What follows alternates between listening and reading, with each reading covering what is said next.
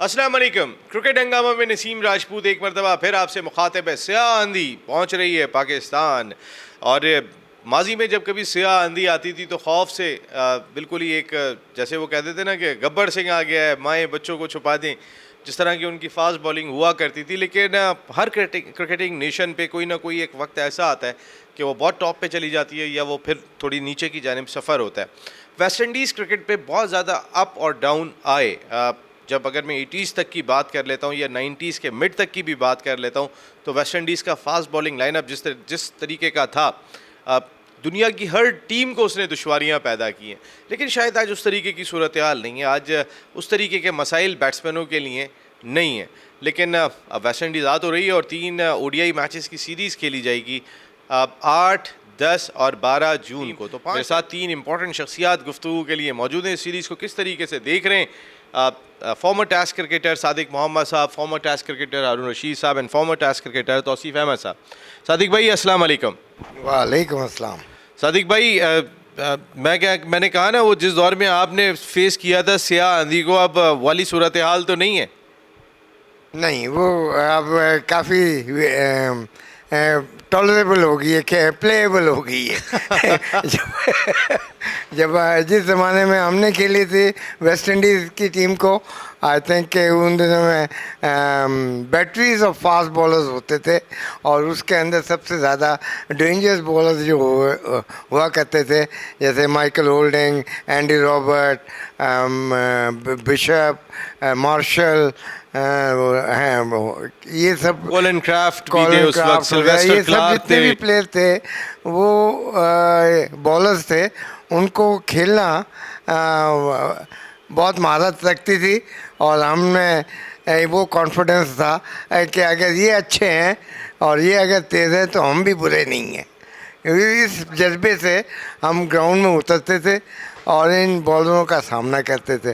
तो अब जो क्रिकेट उनकी जो ये T20 और ये प्रीमियर लीग की वजह से उनके जितने भी सीनियर प्लेयर्स थे या फास्ट बॉलर्स थे उसके अंदर थोड़ी सी कमी आई है और उनकी बैट्समैनशिप में भी कमी आई है, क्योंकि उस ज़माने में जो क्रिकेट हुआ करती थी वो टेस्ट क्रिकेट होती थी या वनडे क्रिकेट होती थी।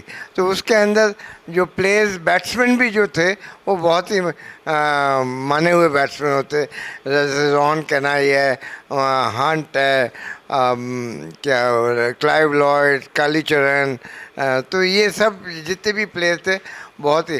अब जो टीम जो आई है उसके अंदर इतने बड़े नाम नहीं होंगे, मगर इस वक्त जो पल्ला भारी जो है वो पाकिस्तान क्रिकेट टीम का है। हमारे पास बड़े यंग प्लेयर्स हैं और काफ़ी एक्साइटिंग प्लेयर्स हैं। सबसे पहले तो बाबर आजम, जो कि इतनी महारत से खेलते हैंगे, बैटिंग करते हैं कि वो कि गेम जो है वो उन्हीं के लिए बनी है। तो आई थिंक कि पाकिस्तान जिस तरीके से यहाँ पे खेलेगा मुल्तान में वो वाकई देखने के काबिल होगा। वेस्ट इंडीज़ को भी हम इतना हल्का ना समझें, वो भी उनके कई की प्लेयर्स नहीं आ रहे। कई नए प्लेयर्स के साथ West Indies cricket team Pakistan का दौरा कर रही है। हमने अपने तमाम के तमाम वही पुराने प्लेयर्स को शामिल किया है। कुछ चेंजेस, जैसे मिसाल के तौर पे हमारे कुछ खिलाड़ी काउंटी खेल रहे थे। हसन अली की मैं बात कर लेता हूँ, मैं हारिस रऊफ़ की बात कर लेता हूँ। तो अगर वेस्ट इंडीज़ की एक नई टीम आ रही थी तो क्या ये पॉसिबिलिटी थी कि हम शाहनवाज़ धानी को एक लंबा रन देते, 3 मैचों में चेक तो करते कि इंटरनेशनल क्रिकेट में वो कैसा परफॉर्म कर रहे हैं। अब शाहीन शाह अफरीदी के साथ वो तो ऑलरेडी यहाँ पर मौजूद थे। जी हाँ, बिल्कुल। आई थिंक कि देखा जाए तो हमको बेस्ट टीम खिलानी चाहिए, चाहे वो उनकी टीम हल्की है तो वो उनका प्रॉब्लम है।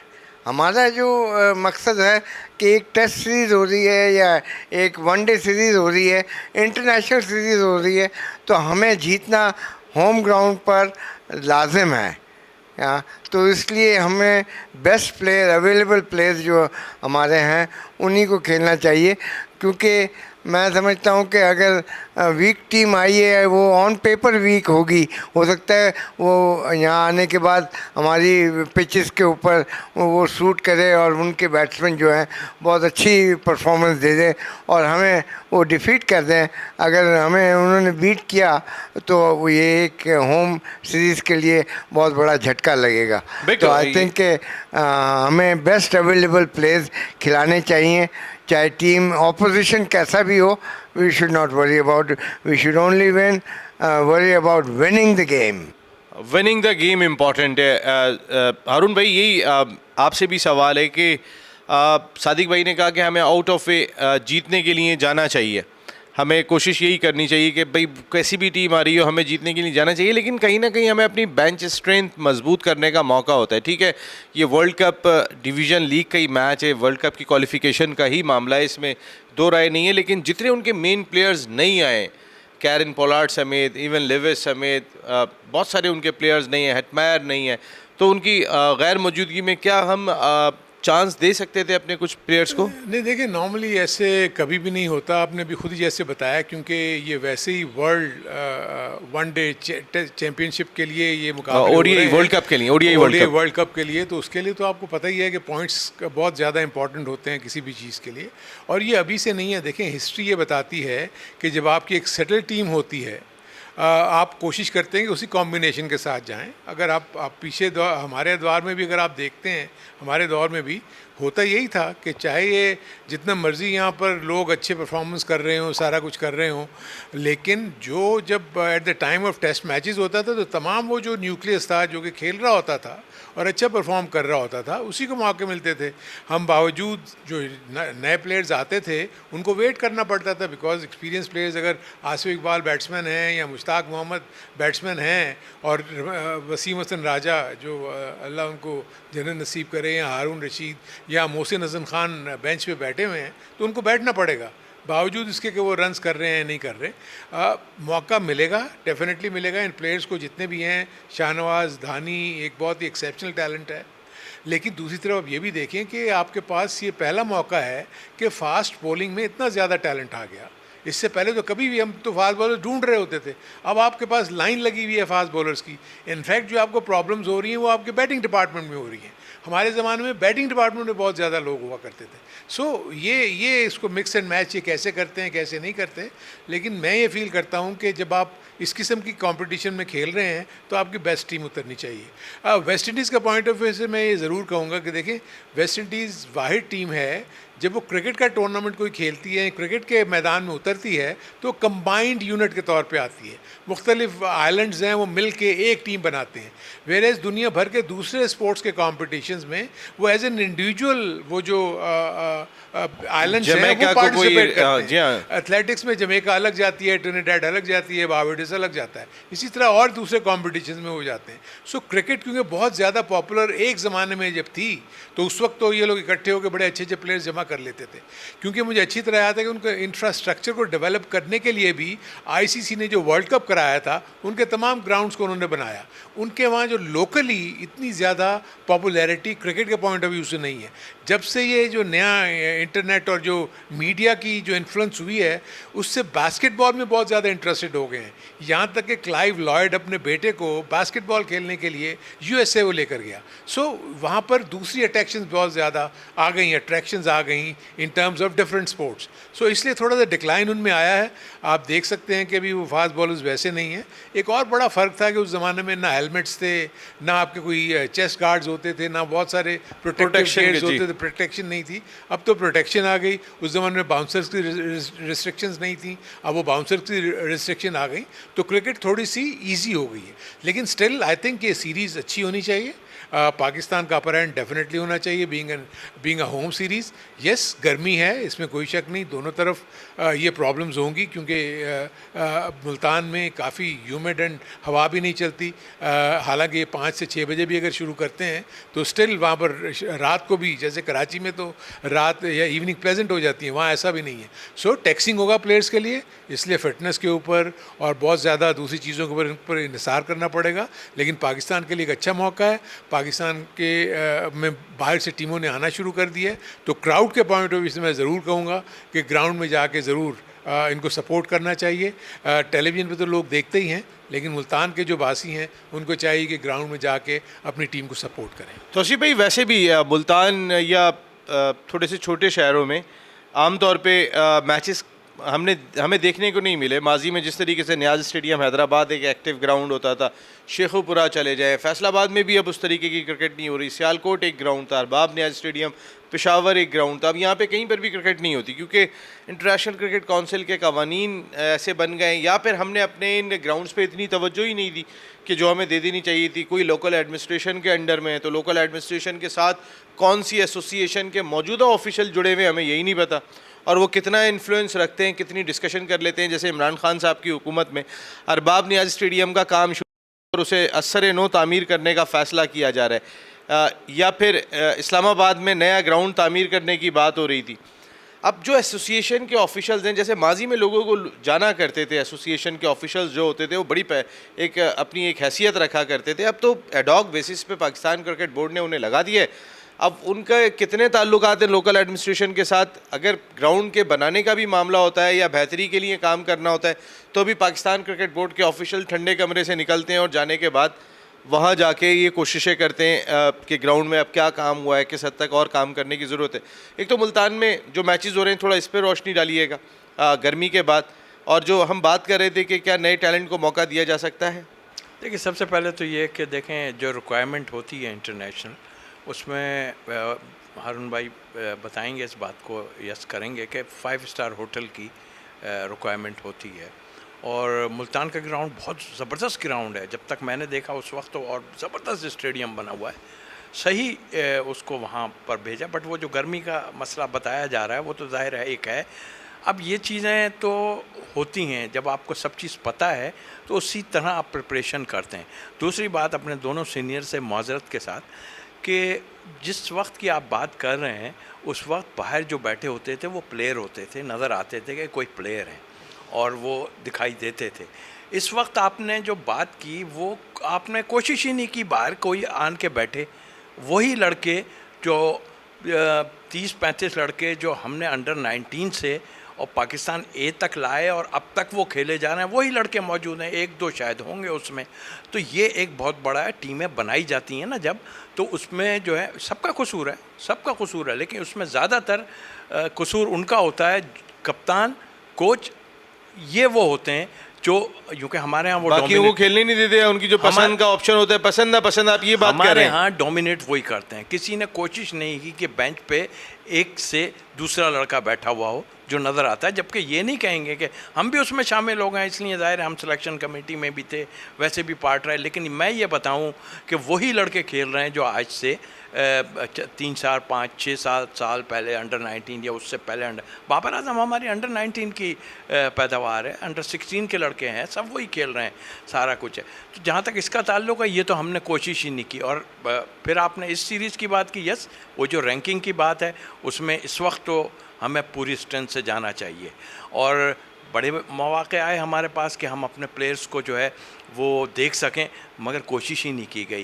जिम्बाब्वे के ख़िलाफ़ भी खेले हम, और टीमों के ख़िलाफ़ भी खेले, बहुत मौके थे हमारे पास यंगस्टर को चेक करने के, तो क्यों नहीं कर पा रहे हैं, क्या वजूहात हैं? तो ये चीज़ें सब देखनी होंगी। इसका कोई एक्सक्यूज़ नहीं है। अगर आपके अभी चलें, आप पाकिस्तान में तो कर लेंगे जो भी करना है आपने।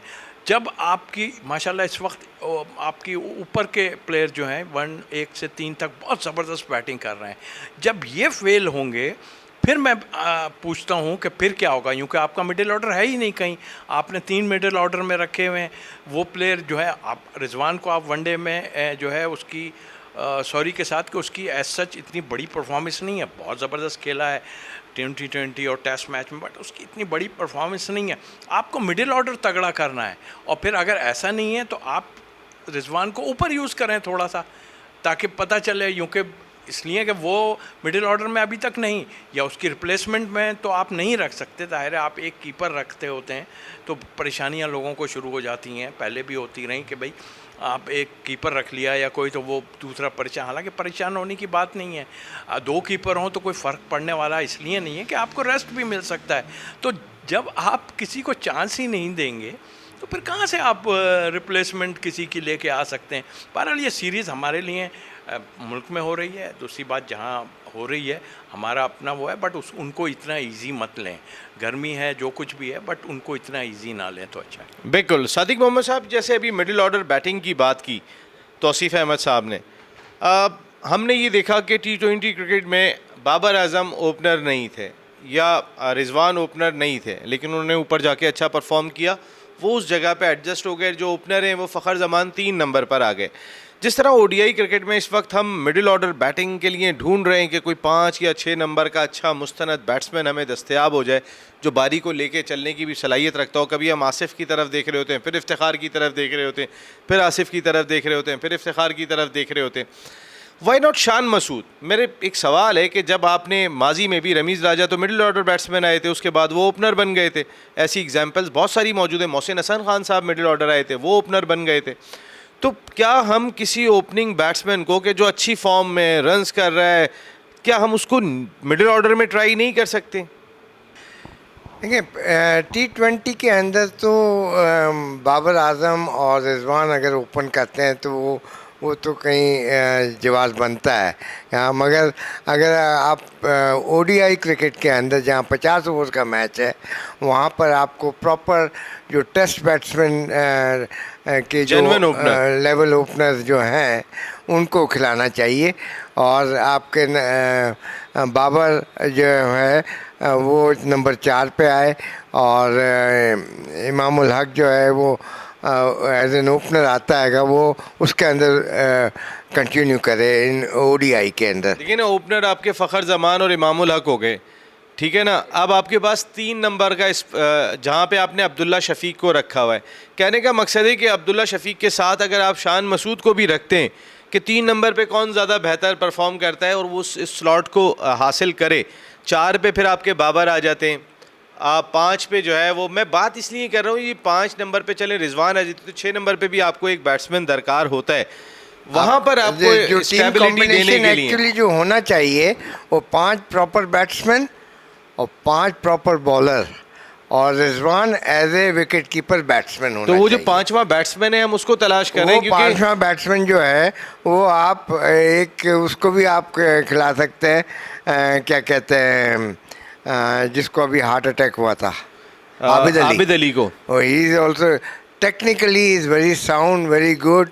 और ODI के शान मसूद जैसी बैटिंग कर रहे हैं पिछले काफ़ी अरसे से। वो मेरे ख्याल से शान मसूद जो है उसने इंग्लैंड के अंदर बहुत अच्छा खेला, बहुत अच्छा फॉर्म में है, उसको भी ट्राई ज़रूर करना चाहिए। मगर जो हम बार बार जो आसिफ को और एक और कौन है इफ्तिखार, इन दोनों को हम जो ट्राई करते हैं, आई थिंक कि इनको खैरबाद कर देना चाहिए। और यंगस्टर्स जैसे कि जो कर रहे हैं इंग्लैंड के अंदर, उन्होंने बहुत अच्छा परफॉर्म दिया है, उनको भी आगे लेकर आए। शान मसूद बहुत अच्छा प्लेयर है, उसको ज़रूर लेकर आए। फ़खर जमान एंटरप्राइजिंग प्लेयर है, इतना अब रिलायबल हो गया है क्योंकि उसने लास्ट PSL के अंदर अपने आप को बहुत कंट्रोल किया और वो लंबी इनिंग खेलने की कोशिश करते हैं। तो आई थिंक वो is a good upcoming young opener for short version game, तो उसको कंटिन्यू करना चाहिए। इमामुल हक को नंबर 3 पे लाएं या शान मसूद को लेकर आएँ एज एन ओपनर, या इमाम को। इन दोनों में से एक जो है वो मिडिल ऑर्डर में जा सकता है। अब्दुल्ला शफीक को भी तो आपने खिलाना है अरुण भाई, ये भी तो एक सवाल अब्दुल्ला दिखाई देता है। शफीक जो है वो भी बहुत अच्छा प्लेयर है, मगर ये है कि 5 ही बैट्समैन खेलेंगे जो बेस्ट फॉर्म में हैं, प्रेजेंट फॉर्म में, उनको खिलाना चाहिए। हारून भाई, यही आपसे भी सवाल है कि क्या शान मसूद को हम नहीं खिला सकते हैं? अगर नंबर माजी में भी हम मिडिल ऑर्डर बैट्समैन को ओपनर खिला चुके हैं, फिर उन्होंने अपनी जगह बनाई, ओपनिंग बैट्समैन मिडिल ऑर्डर की जगह पर गए, उन्होंने वहाँ जाके परफॉर्म किया। हमें 5 नंबर का स्लॉट ODI क्रिकेट में ज़रा प्रॉब्लम कर रहा है। जब से शुएब मलिक नहीं रहे हैं तो हमें कोई मुस्तनद बैट्समैन उस तरीके का दिखाई नहीं दिया जो रिलायबल बैट्समैन हो। इफ्तिखार डोमेस्टिक में बहुत परफॉर्म करते हैं, लेकिन जब इंटरनेशनल क्रिकेट में जाते हैं उनसे उस तरीके का परफॉर्म नहीं हो रहा। हमने फिर इफ्तिखार को एक मरतबा फिर मौका दिया। देखिए, सबसे पहली चीज़ तो ये है कि आपके स्पेशलिस्ट पोजीशंस हैं ओपनिंग बैट्समैन की, और इत्तेफाक कह लें कि इस वक्त आपके पास ज़्यादा अच्छे ओपनर्स मौजूद हैं बजाय इसके कि मिडिल ऑर्डर बैट्समैन के। अब जहाँ तक आप ये बात कर रहे हैं कि शान मसूद, देखें शान मसूद ने अभी फर्स्ट क्लास क्रिकेट में और काउंटी क्रिकेट में जाके जब वो डिवीज़न 2 से खेल रहे हैं, अपने जिस क्लब से खेल रहे हैं वो डिवीज़न 2 की वहाँ क्रिकेट खेल रही है, देयर इज़ नो डाउट कि वो बड़ी अच्छी फॉर्म में है। क्योंकि इंटरनेशनल क्रिकेट में भी तो जब शान मसूद आए थे तो वहाँ इतना कामयाबी तो हासिल नहीं की हुई।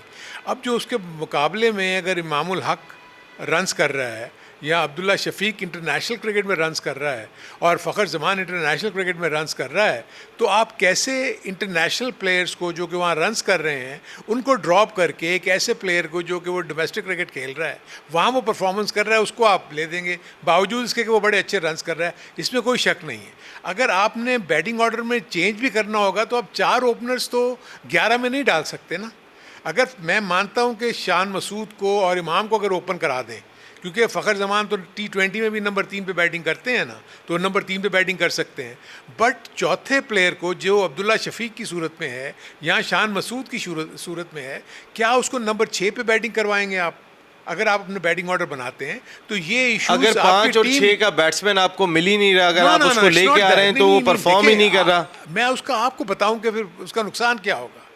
जैसे आप नंबर 5 या 6 पे किसी ओपनिंग बैट्समैन को लेके जाएंगे, 2 से 3 इनिंग्स उसकी फेल होंगी तो वो तो आगे करना शुरू कर देगा, जी मैं तो ओपनिंग बैट्समैन था, ये तो इन्होंने मुझे कहा था कि 5 और 6 पे मुझे खिला दिया, मैंने टीम की खातिर खेल लिया मैं और मैं रन नहीं कर सका, लेकिन मैं तो ओपनिंग बैट्समैन हूँ। सो मेरे अपने नज़दीक ओपनिंग स्लॉट को आप डिस्टर्ब करना, वह ये बात मैं इनकी मानता हूँ, तौसीफ़ की भी और सादिक भाई भी, कि आपके मिडिल ऑर्डर बैटिंग में खला है जिसकी वजह से आप फिर इफ्तिखार के पीछे जाते हैं, फिर आप आसिफ अली के पीछे जाते हैं। ये मैं सही कहता हूँ कि आसिफ अली और इफ्तिखार के लिए बहुत ज़्यादा फ्यूचर नहीं है, उसके लिए आपको यंग लड़कों को ढूंढना चाहिए। अगर आप समझते हैं कि अब्दुल्ला शफीक में ऐसा टैलेंट है कि वो नीचे भी आके बैटिंग कर सकता है, उसके लिए आपको गैम्बल करना पड़ेगा।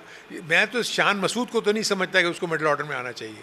जिस किस्म की टेक्निक में अब्दुल्ला शफीक की देखता हूँ, यस उसको मैं देख सकता हूँ कहीं ना कहीं मिडिल ऑर्डर में 5 या नंबर 6 पे उसको आप ट्राई करके देख सकते हैं। आबिद अली बेसिकली उसका भी मुझे ये नहीं पता कि उसकी रिकवरी अभी डोमेस्टिक क्रिकेट में वापस आए, उसका फिटनेस का इशू मुझे अभी इतना आइडिया नहीं है, तो मुझे ये नहीं पता कि उसकी इस वक्त क्या पोजीशन है। लेकिन आपके पास जो प्रॉब्लम है वो आपकी मिडिल ऑर्डर बैटिंग है, और इवन आपके टेस्ट क्रिकेट में भी है। देखें फवाद आलम अभी तक आपके मिडिल ऑर्डर बैटिंग में आपका मेन स्टे है।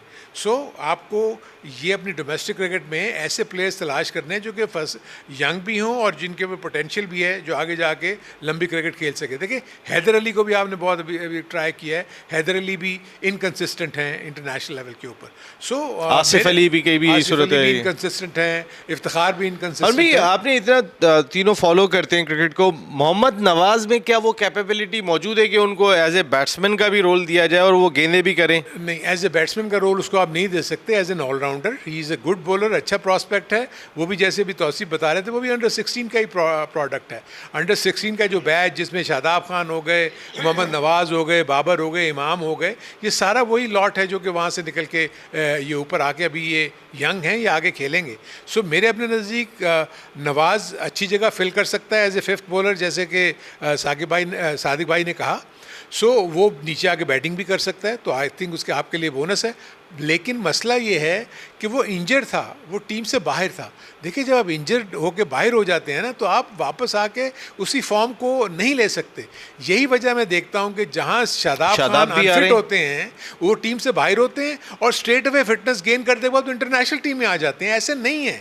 हसन अली को अगर आपको याद होगा, जब वो टीम में सेलेक्ट होने से पहले पूरी फर्स्ट क्लास का सीजन खेला है, जिता के आए थे, उसने परफॉर्म किया और उसके बाद वो आया। अपनी फॉर्म गेन करने के लिए सादिक भाई भी इसको बताएंगे कि जब ये लोग फेल होते थे काउंटी क्रिकेट में, इनको कह दिया जाता था कि फॉर्म गेन करने के लिए आप डिवीजन 2 खेलें, सेकेंड 11 में खेलें आप जाके, जब आपकी फॉर्म आएगी हम आपको वापस ले आएंगे। यहाँ तो स्ट्रेट अवे आपको इंजर्ड होता है, वो टीम से बाहर हो जाता है, टीम का पार्ट रहता है और उसके बाद वो एकदम से उसको खिला देते हैं। तो फॉर्म कहाँ से गेज करेंगे? इंग्लैंड में भी देखें प्लेयर्स अनफिट होते हैं। आप अगर ये अनफिट हुए थे, जो इनका मेन अभी बैट्समैन है, लेफ्ट हैंडेड बैट्समैन जो कि बड़े स्टोक्स, लेकिन वो डायरेक्ट टीम में नहीं आए, उन्होंने पहले फर्स्ट क्लास क्रिकेट खेली है, उसके बाद वो टीम में आए। तो ये कोई पॉलिसी बैटिंग लाइनअप आप चले मुझे बता दें, ताकि मैं बॉलिंग लाइनअप इनसे पूछ लूंगा। हमारी 11 रुकनी टीम की बैटिंग लाइनअप क्या होनी चाहिए? बैटिंग लाइनअप में अभी तो देखें, मैं नहीं फील करता कि ये गैम्बल ने किसी एक चौथे ओपनर को उसको नंबर 6 पे या नंबर 5 शान पे मसूद खिलाना तो टीम में है ही नहीं, लेकिन वो अब तो हाँ, नहीं। अगर फ़खर इमाम ओपन करते हैं, ये तो- अब्दुल्ला शफीक 3 पे हाँ, आ जाते हैं, ये 4 पे बाबर आ जाते हैं, बाबर, 5 पे रिजवान, 6 पे आपके पास ऑप्शन है कि आपका खुशदिल शाह है, लेकिन वो एज ए बैट्समैन मेरे नज़दीक ये खुशदिल शाह और उसमें से इफ्तिखार में से किसी एक को खिलाएंगे। मोहम्मद नवाज़ मैं समझता हूँ क्रिकेट नहीं अभी खेले हुए, इसलिए मैं उसको अभी इस जगह पे नंबर 6 पे तो मैं उसको नहीं चाहूँगा। वो नंबर 7 पे डेफिनेटली एक ऑप्शन बन सकती है। तौसीफ भाई, पाकिस्तान की बॉलिंग लाइनअप में कौन कौन होना चाहिए? मुल्तान की विकेट, आप खासा मुल्तान में रहे भी हैं, वहाँ आपने एकेडमी भी रन की हुई है, वहाँ की पिच की कंडीशन को देखते हुए हमें कितने स्पिनर्स और कितने फास्ट बॉलर्स के साथ जाना चाहिए और कौन वो होने चाहिए? देखिए मेरे ख्याल से तो देखिए वहाँ पे इस वक्त तो बिल्कुल ही फ्लैट ही होगा सारा कुछ, और गर्मी भी है जैसे सबको पता है, और मुश्किलात तो आनी है लाजमी। स्पिनर्स को, फास्ट बॉलर्स को भी जो है तरीके से इस्तेमाल करना पड़ेगा आपको, यूँ कि फ़िटनेस का प्रॉब्लम तो आ सकते हैं। शाहीन तो आपके है ही, फिर 2 फास्ट बॉलर और आपके, मतलब 3 फास्ट बॉलर कम से कम खेलेंगे उसमें जो लगता है। 3 में कोई एक ऑलराउंडर भी आ सकता है, जैसे वसीम का नाम है, वसीम जूनियर आपके साथ वसीम मौजूद अगर ऑलराउंडर हैं तो अच्छी बात है। ऑलराउंडर नहीं है अभी, अगर वो ऑलराउंडर हैं तो बहुत अच्छी बात है, यूँ कि 2 छक्के पे हम सबको ऑलराउंडर बनाना शुरू कर देते हैं। हमारे यहाँ तो प्रॉब्लम ये होती है। सवाल ये नहीं है, सवाल ये आप बिल्कुल करते होंगे आप अपनी जगह, लेकिन ऑलराउंडर का क्या है, ऑलराउंडर कैसा उनसे होता है, बेहतर लोगों आपके को ख्याल में पता हसन होना अली चाहिए। बैटिंग कर लेते हैं? देखिए अगर हसन अली भी थोड़ा भरोसा ज़ाहिर होता है। आपने कहा है। देखिए यहाँ पर आपको जो हारून भाई ने बात की ना, नवाज़, देखिए शादाब अंदर आ जाएंगे तो नवाज़ कहाँ जाएंगे? नवाज़ तो नहीं खेल सकते ना, फिर किधर खेलेंगे? अब प्रॉब्लम ये हुई है, आपने डाल तो दिया है, तो स्पिनर आपको खिलाने पड़ेंगे अब वहाँ। किस जगह आप खिलाएंगे किसको? ज़ाहिर है शादाब फर्स्ट चॉइस करेंगे, यूँ कि वो देखिए एकदम जैसे हारून भाई ने कहा कि फ़िटनेस नहीं थी और उसके बाद वो एकदम आती टीम में आ जाना। आप नवाज़ को बनाएं, उसको बना के देखें ना ऑलराउंडर, लेकिन प्रॉब्लम क्या आ जाएगी, फिर दूसरों पे तलवार लटकनी शुरू हो जाएगी, कहीं परफॉर्मेंस दे दी। ये चीज़ें छोड़नी पड़ेंगी। इसमें कप्तान साहब को और दूसरों को देखना पड़ेगा। इतने ग्रेट बाहर बैठे हुए लोग बैठे हैं, उनको चाहिए कि टीम बनाना है तो इस तरह देखें। नवाज़ को आप ज़रूर शामिल करें, उसको देखें कैसे ऑलराउंडर है, आप देखें वो छक्के भी मारता है, सारा कुछ है, फंस के भी खेल लेता है। फिर यही तो एक चीज़ है कि आप सिर्फ ये ना सोचें कि हमें शादाब को, फिर आप किसी ने वाइस कैप्टन को आप बाहर कर रहे हैं। वाइस सर बात ये नहीं है वाइस कप्तान, क्या वाइस कप्तान ये भी नहीं है कि आन के एकदम खेल जाए। हम कहते हैं बहुत अच्छा प्लेयर है बैन अपनी जगह, स्टोक्स आके खेल सकता है डोमेस्टिक क्रिकेट, तो फिर वो क्यों नहीं? तो फिर डोमेस्टिक खेलें ना सर। डोमेस्टिक भी तो लोग नहीं खेल रहे हैं। मैं यही कहता रहा हूँ कि आपके जितने प्लेयर हैं उनको पीसीबी रिस्ट्रिक्ट करे कि आप नहीं है तो आपने जाके, और बॉलर ख़ास तौर पे, और बैट्समैन तो हैं ही, लेकिन जैसे बॉलर हमें खास अपना तौर- पूल बहुत महदूद लगता है। देखिए वेस्ट इंडीज़ के अंदर जितने भी जो टीम इंटरनेशनल टीम में आते हैं, वेस्ट इंडीज़ टीम में, उसको 5 फर्स्ट क्लास मैचेस पहले खेलने पड़ते हैं। इवन गॉर्डन ग्रीनिच को उन्होंने ड्रॉप कर दिया क्योंकि उसने 5 मैचेस नहीं खेले थे उस पर्टिकुलर सीज़न में। क्योंकि हम जो है ना 5 मैचेस खेलते हैं, हम 5 मैच खेलते हैं इंग्लैंड में, लीग खेलने के लिए 5 मैच खिलाए जाते हैं फर्स्ट क्लास में। हमारे यहाँ 5 मैच जब खिलाए जाते हैं वो इसलिए खिलाए जाते हैं कि वो लीग वीग हो जाए। अब तो खैर कोई है भी नहीं उसमें, बट आई थिंक मेरा ख्याल है देखें ये जो हम बातें कर रहे हैं ना, ये बातें ऐसी नहीं है कि हम किसी खुदा न खास्ता है, हम तो खुद चाहते हैं इसमें पार्ट रहे हैं, हम चाहते हैं कि ऐसा हो, मगर वो चीज़ें सामने नज़र नहीं आ रही। हमें भी जाहिर है कि जब हम इस पोस्टों पे थे हम पे भी ज़रूर तनकीद होती है, बट हमने कप्तान और कोच पे हमारे यहाँ जब छोड़ देते हैं तो बड़ी मुश्किल आती हैं। इसीलिए मैं कहता रहा हूँ कि देखिए दुबई में हमारे मैचेस हुए, हम 3-3 4-4 फास्ट बॉलर खिला रहे हैं और श्रीलंकन स्पिनर 3-3 खिला रहे हैं, तो मतलब आई मीन के हम समझ से बाहर है ना। 11 की टीम बनाने के लिए भी आपका सिलेक्टर वहाँ मौजूद होना चाहिए ताकि वो देखे कि क्या टीम बनाई जा रही है 11 की, इसलिए कि हम 11 के भी टीम ठीक नहीं खिलाते। अब तो इसी तरह मैं बता रहा हूँ, अभी आप वेस्ट इंडीज़ सीरीज़ की अगर आए, हमें डेफिनेटली अब पूरी स्ट्रेंथ से जाना चाहिए और हमको चाहिए कि हम अपनी जो रैंकिंग को अच्छा करके पॉइंट्स हासिल करें और आगे जाएं। मगर इसके साथ साथ जो बाहर बैठे हुए हैं उनको ज़रूर चांस दें। 2 मैच आप जीतें, उसके बाद तीसरे मैच में 1-2 को जाहिद महमूद को आप खिला के देख लें। अब तो कंपटीशन आ गया, आपने 3 ले आए, स्पिनर भी ले आए साथ, तो मुसीबतें तो पड़ जानी है अगर किसी ने परफॉर्मेंस दे दी, खेल ली। तो ये सब चीज़ों को गौर थैंक यू करना वेरी मच पड़ेगा। Tauseef Ahmed sahab, thank you very much Haroon Rashid sahab, and thank you very much Sadiq Mohammad sahab. बहुत बहुत शुक्रिया। पाकिस्तान वेस्ट इंडीज़ सीरीज़ का आगाज़ 8 जून से हो रहा है और हमारे तीनों ज़बरदस्त किस्म के एक्सपर्ट्स की राय आपने सुन ली होगी कि ये चूँकि ये वर्ल्ड कप का हिस्सा है ये सीरीज़, और पॉइंट्स काउंट करेंगे तो आपको अपनी पूरी स्ट्रेंथ के साथ जाना चाहिए। लेकिन एट द सेम टाइम इनका ये भी कहना है कि कितना भी बड़ा प्लेयर हो, उसके लिए ये ना हो कि वो इंजरी से आ रहा है और आने के बाद डायरेक्ट पाकिस्तान खेल रहा है। एक प्रोसेस से गुजर के आना चाहिए कि उसकी फॉर्म का लेवल क्या है, फिटनेस का लेवल क्या है, किस फ्रेम ऑफ माइंड में, ये तमाम की तमाम चीज़ें जो है जब वो खेलता है ग्राउंड के अंदर तो ही पता चल सकती हैं। दूसरी इंपॉर्टेंट चीज़ जो इशारतन ये तमाम लोग कह गए कि आपको अपनी बेंच स्ट्रेंथ मजबूत करना होगी उस वक्त जब बेंच स्ट्रेंथ नज़र आएगी।